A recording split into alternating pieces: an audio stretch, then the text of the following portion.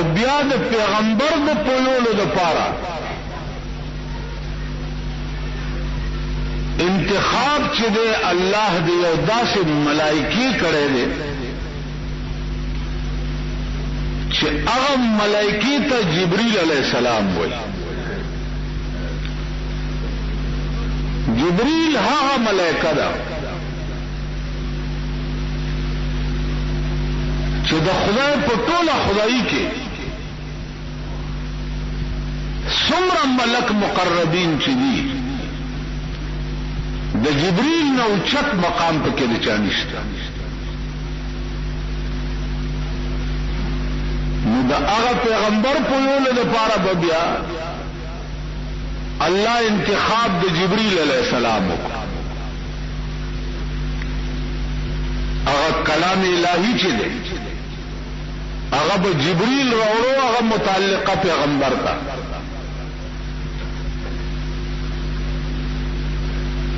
نو جبرئیل به د مولا کړو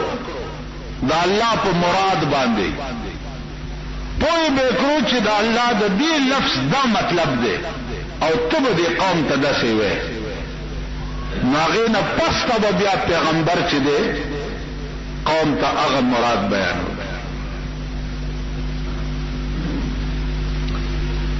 عزیزانو جبرئیل علیہ الصلوۃ والسلام دا د جنت د زمانه نه او د آدم علیہ السلام د زمانه نه د انسان سره د دې پیوستګي شوی او داسې پیوستګي ده چې د انسان اول نکاح چې ده اول نکاح دا هم جبرئیل علیہ السلام تړلی مقام دومره اوچت. بی بی حوا چې په جنت کې پیدا کړه او بیا اراده د دې وشوه چې د بی بی حوا او د آدم علیہ السلام نکاح وشي. نو د دې دواړو نکاح چې دی هغه هم جبرئیل علیہ السلام تړلی. او سوال د مہر د بی بی حوا مہر کې څه شی ورکړي؟ نو دغه وخت کې آدم علیہ السلام سره وڅ چې د دې په مہر کې ورکړي یا الله زه مہر څه ورکم؟ الله ورته وی آدم ستا په اولاد کې به یو پیغمبر پیدا کیږي محمد نامه به وي. داغه په روح باندې لس کرته درود شریف وایا او هغه د دې بی بی حوا په مہر کې ورکړي.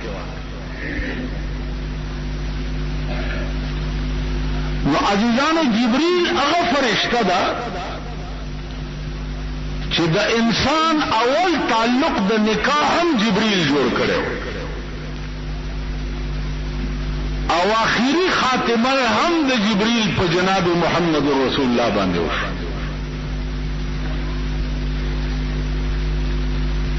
اوس دا جبرئیل دومره عظیمه ملائکه ده چې د شپږ شلې وزرې دي. شپږ شلې بعض علماء وایي شپږ سوه وزرې دي او یو وزر د جبرئیل داسې دی چې هغه خور کی نو دا ټوله دنیا پټي. اوس په دې وزرو د پاسه لیکلي څه دي؟ علماء لیکي چې په دې ټولو وزرو دا لیکلي چې قل هو الله احد الله الصمد لم يلد ولم يولد ولم يكن له كفوا احد. نن خو قل هو مونږ ته د سخکاری نه نن دنیا وګوره د انسانانو نه غواړي انسانانو پسې ګرځي.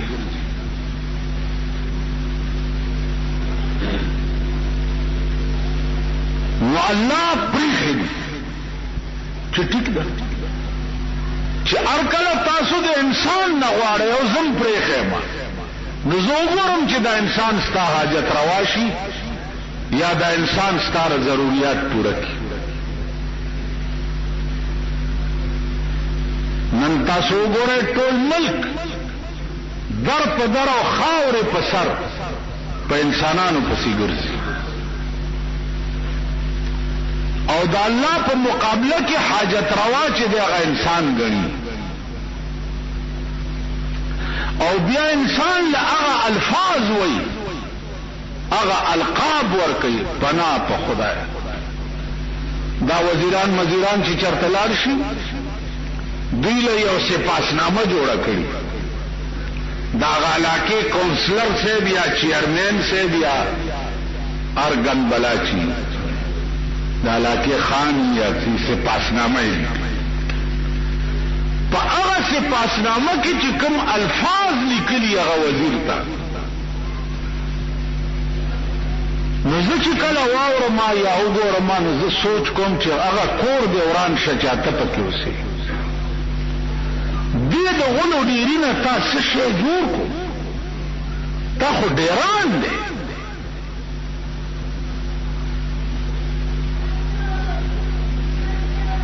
عزت مآب دا زمکه د دې قابل نه و چې ستا قدمونه ورته راغله او دا قوم پتا فخر کوي دا قوم دس اوس هغه ناستي لکه پیشوګې اسی زمونږ د حکومت د خلکو د شکلونو ته وګورئ که نه ښایسته سړی هم پکې نشته ټول پیشوګي میشوګي دي او چا پوزې چیتي دي او د چا غوږونه کاږه دي او داسې خو چونکې وزیر دی او دولت دی ورسره پولیس ته ګیر چاپېر دی نو مونږ ورته ټینګېدی نشو. نو خدای ځان ته سپارلي یې نور بخواریږي نور بذلیل کیږي نور برسوا کیږي تماشې به د ځان کوي سلطاری او سرسوایی. نن زمون ملک تاسو وګورئ قبرونو تم خلق سجده لګي قبر ته په سجده پریږ تندې ورته ولګي دا تندې دي چې د الله نه سیوا چا ته پزمکه ولګولو پټ کی سړی کافر شي.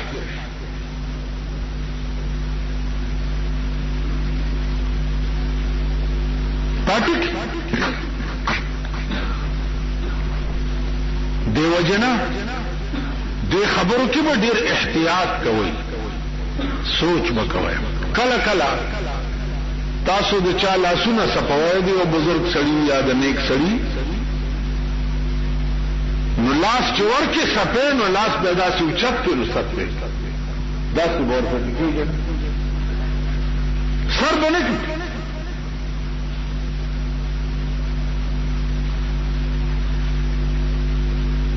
د سبحانه دا تقاضا نو ایاک نعبد خاص تعالی را عبادت کو اے الله دا عبادت قابل بل څوک نشته او ایاک نستعين اے الله تعالی امداد غواړو تعالی سوا بل څوک د امداد قابل نشته بل څوک چې تاسو امداد الله چې د چا په زړه کې نه اچولي کته خیر غواړم تعالی یو روپۍ نشي درکولی چې د چاړه کې واچي چې روپۍ د لور کا د الله درکړي بنده نه درکړي بنده خو چاله سو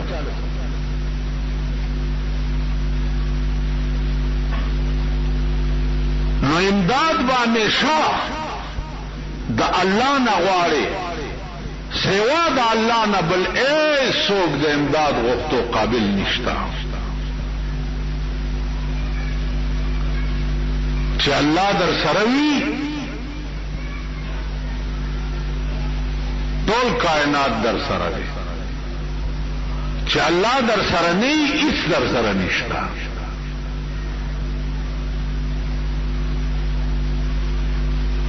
نو امداد با هر وخت د الله نه غواړي.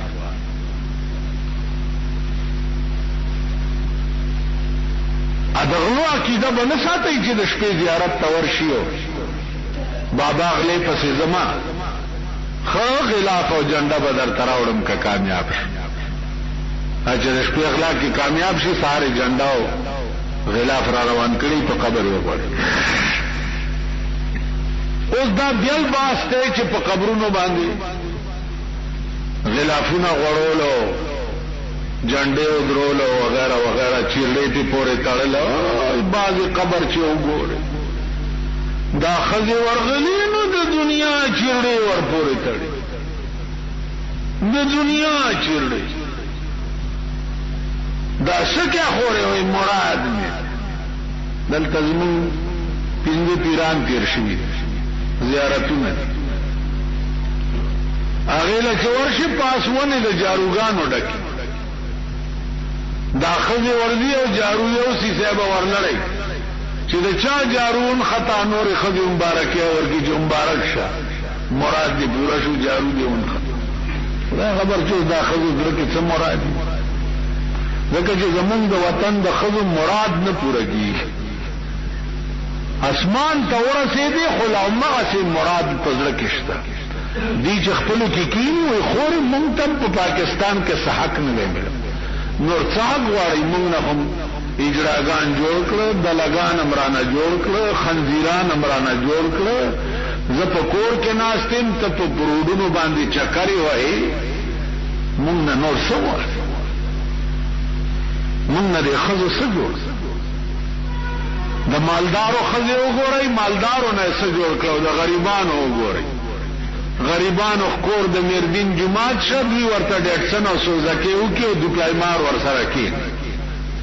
داسې په بالا ماڼۍ تېروي او دوپړی ورته غږېږي او ښځې سړک ته هم ګوري او دغه کوي دغه دا د غریبانو زن طلاقو ښځې نو نور څه غواړئ ملک ټول اړی ګړی شو خو ښځو ته لا حق نه دی ملاو اوس پوه نه یم چې نور لا څه پاتې دي ویم چې چېرته پټه غوندې تپوس مې ترې وکړی دی ښځو نه خو ما سره یې لږ یې نه چې زما نوم اوري او د تورې بلا نوم اوري چې دې ته غلي غوندې ویم چې نور څه حق پاتې دی چې زه یې درته را پیدا کړم سړی خو به هغه و چې ښځې به نوم واورېدو یا د سړي هوا به ولیده په سورو به ښځه پټېده اوس دا کټی په لاره روانئ ته به تې په سورو پټې داسې در باندې در سورېږي لاړه هغه حیا هغه پرده په ټانګه کې په بورکه کې به ښځې روانې ویم ټانګې نه به ګیر چاپېر پردې تړلې سرمایدارو موټرونه بو موټر کې به پردې جوړې کړې وي چې په بورکه کې زما ښځه چرته څوک نه ګوري د معتبرو دا حال او د غریبانو دا حال هغه حیا او هغه شرم هغه هر څه اوس دغه ته پاتې یو چې دا تاسو څه ګورئ لګي او دا چې څه ګورئ دا زمونږ د اعمالو وجه ده که تاسو په دې ملک اقتدار د هغه چا راولئ چې د چا ښځه پرده کوي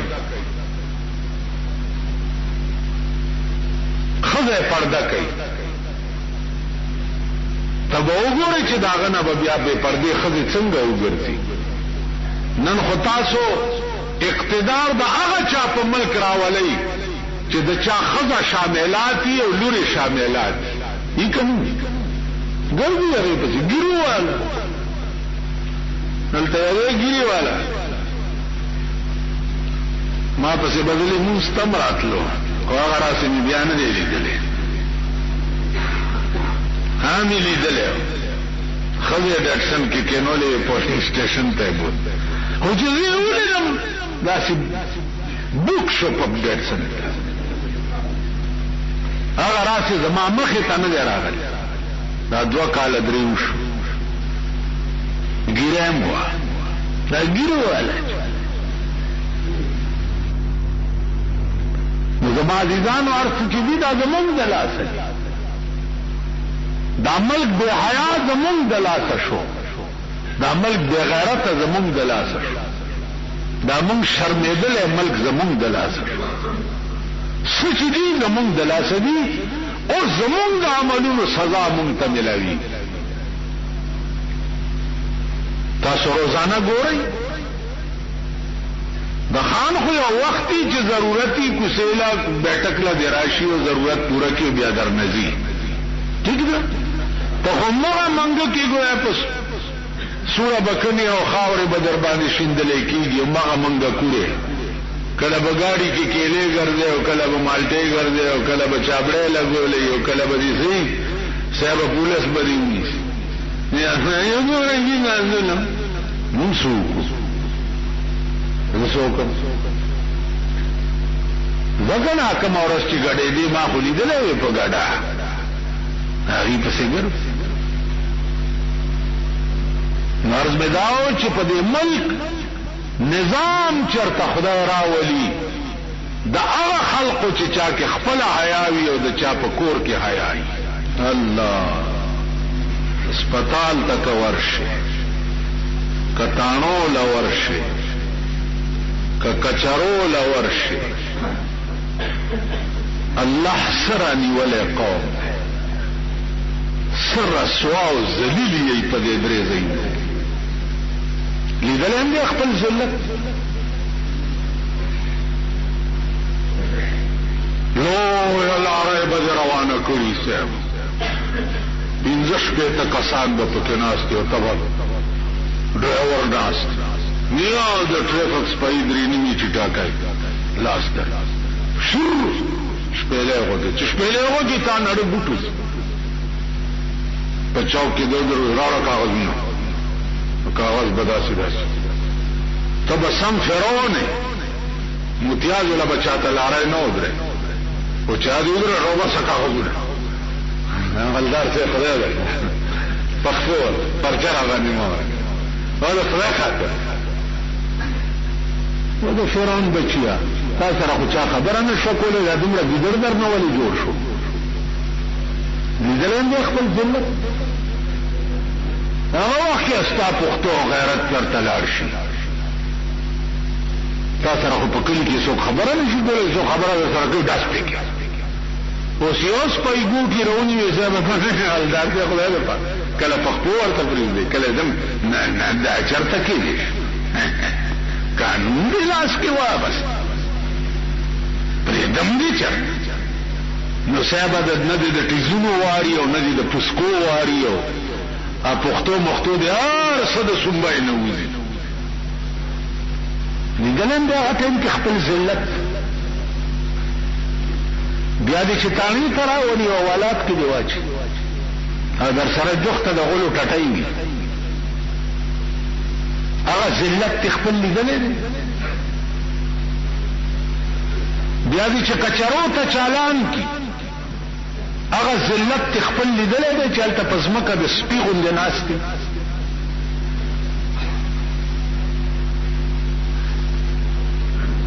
زما دي ځانو د دې ټولو ذلتونو وجه چې دا د ټول قوم د خدای نه بغاوت ده چې دا قوم مالک حقیقی نه پیژني مالک حقیقی سره رابطه او تعلق نشتا نو خدای ذلیل او خوار کړ زما واده چې ونو یو سړي راته ګیلا وکړه ماته وی چې تاسو چاته ومنه مال تمام د پلار حق دی ما چیرې د چا د واده ورږي خوري ولنه مال تمام دې سموت خرڅ زړک شو ما ته چې څوک د واده وي دا غنیم خدای سټاو باسي ته په عمر کې تلې نه ما کار دې څه دی غریب سره کار دې څه دی د پیغمبر سنت مونږ پریخي دي، مونږ تبایو ټول پریخي، مولیانو پریخي، پیرانو پریخي، میاګانو پریخي، عوامو پریخي، خواصو پریخي، د پیغمبر سنت پریخي. نو خدای مونږه پریخي یې کنه. کته د پیغمبر سنت ته نږدې رااله ته د ځان تماشا کوا، ایس تکلیف په درته ایس په زندګۍ کې مې د کارډ نوم بدی شي. کارډ کلور میں واده دا او کزامن میں واده کړی دي، څوک بدا ثابت نه کی چې ما کارډ هلکه زما د زوی واده یې کړالی بیا وجی کارډ مان نشته نه چرانش کارډ نشته دا زما خپل کارډ نه خراب راځي. کارډ دې صاحب چشمه نه دا چشم بدرته غړوم بخیر براغلی متمنی شرکت فلانی خان و فلانی خان و فلانی خان و دا مور پر کټی ټول را په کتار کړی پکې سه فلانی خان په دغه خوشاله بس خلق دې دا بنی آدم